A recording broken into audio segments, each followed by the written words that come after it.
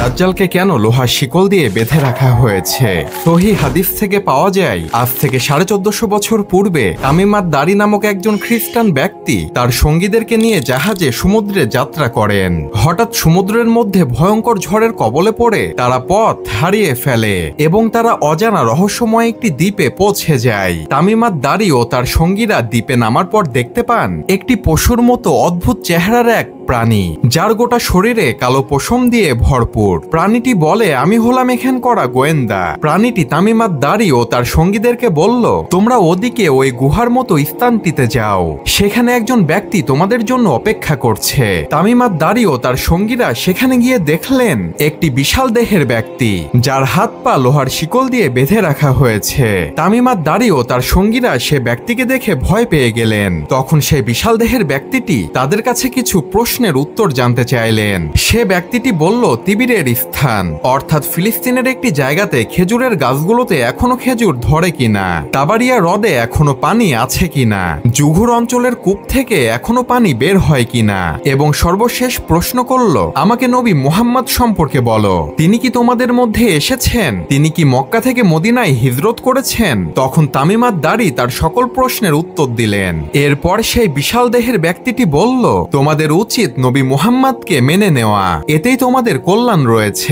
এরপর সে ব্যক্তিটি তার নিজের পরিচয় দিল।